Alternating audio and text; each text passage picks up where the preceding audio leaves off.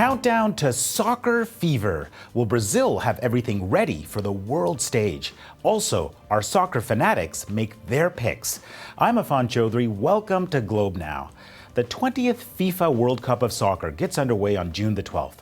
And from that point, for many people, it will be 4 weeks of soccer addiction. It's the second time Brazil is hosting the event. The last time was in 1950, and that ended badly, with Brazil losing to Uruguay in the final.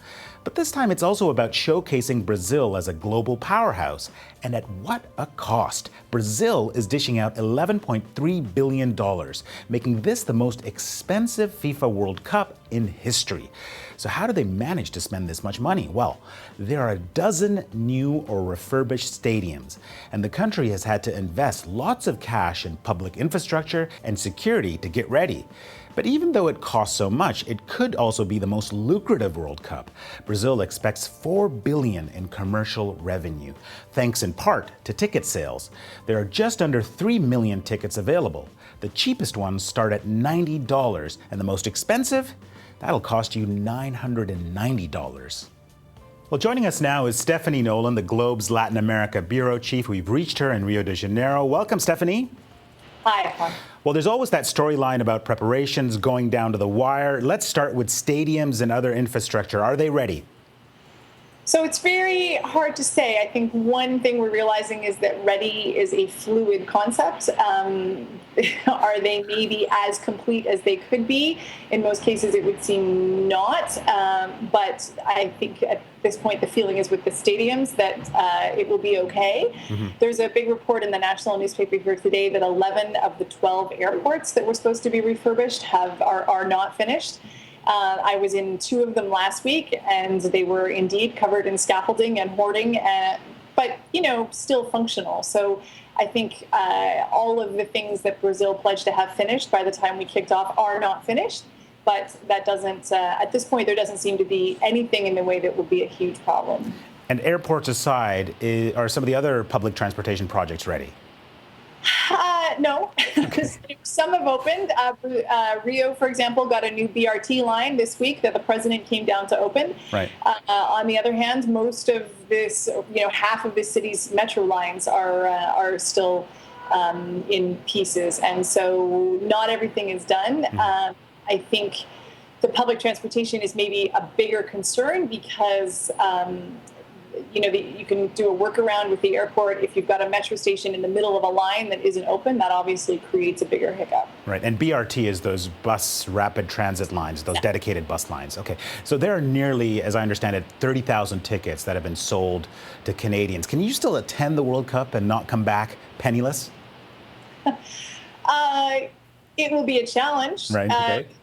This is a really, really expensive country. To give you an example, I was flying out of the airport here in Rio last week, and to buy 3 little pão de queijo, which are the national snack, like tiny little cheese puffs. Right. So 3 pão de queijo and a pack of M&Ms cost me $29 Canadian. It's Rio in particular is a breathtakingly expensive city, mm-hmm. but the country as a whole is expensive. The government took some steps to cap the prices of hotels and flights during the World Cup, mm-hmm. which I think will help. But you're not going to get a hotel room for under a couple $100 a night for sure. I mean, where does that leave many ordinary Brazilians? I mean, can they afford to even attend a soccer game? So that was a real concern when Brazil won the bid to host, that this shouldn't turn into a FIFA mega event that was inaccessible to the people who are actually hosting it. There is a whole segment of tickets that are selling for about $26 Canadian that were reserved for Brazilians. Obviously, there's a finite number of those, and so many Brazilians are paying substantially more. But also, I think it's important to recognize that even at $26, that's about 50 reais. In a country where still about a quarter of the population is living on minimum wage, which is about $350 a month, mm-hmm. that's a lot of money. Those stadium tickets are out of the price range for a lot of people. And I think a larger concern that Brazilians are starting to articulate is that because all of these stadiums, these 12 different stadiums, have had a huge upgrade and become quite fancy, they've become very inaccessible. Suddenly, tickets for not just World Cup games, but the regular football matches in those games have become really expensive and out of the price range of most people. And whereas you used to see a really diverse crowd, for example, here in Rio at the Maracanã, where the World Cup final will be played, you used to see a very diverse crowd there. When you go these days, you mostly see white people. Brazil is a majority black country, but the only black people you see at the Maracanã these days are the people who sweep the floors. Interesting. And briefly, Stephanie, there's also the security question, because a year ago there were anti-government protests, anti-World Cup protests. Is that basically behind Brazil now?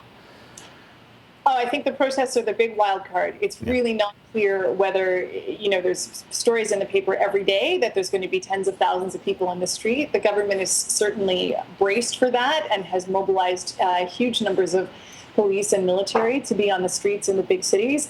It's really not clear how many people will try to protest, how much the government will permit that. Obviously, this is a democracy where people have a right to protest. How much of that will be permitted to happen? And also, of course, many cities in Brazil continue to have quite a severe violent crime problem. Right. And that's the flip side, I guess, of the security concern. And that's also still a bit of a wild card. Interesting. Well, thank you so much, Stephanie. It's a pleasure.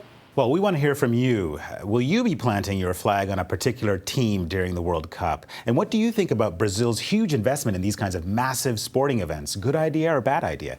Get in touch with us on Twitter. We're at Globe Now. Stay with us. Up next, two of the Globe's biggest soccer fans share their predictions for the World Cup.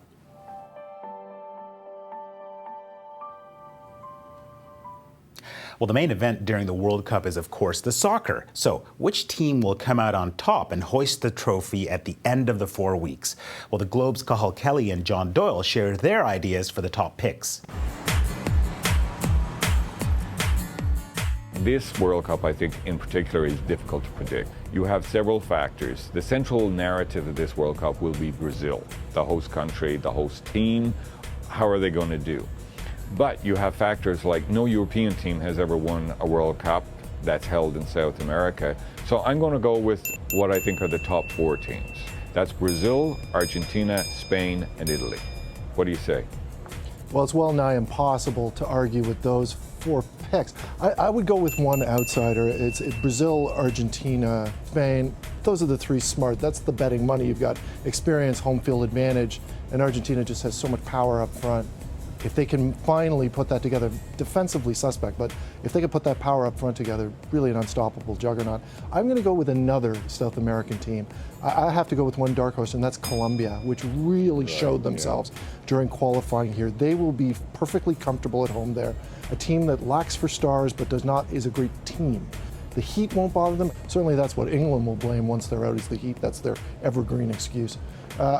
I would love to see a team like Colombia slip up the middle. Chile's, as you mentioned, another team. I would love to see somebody like that.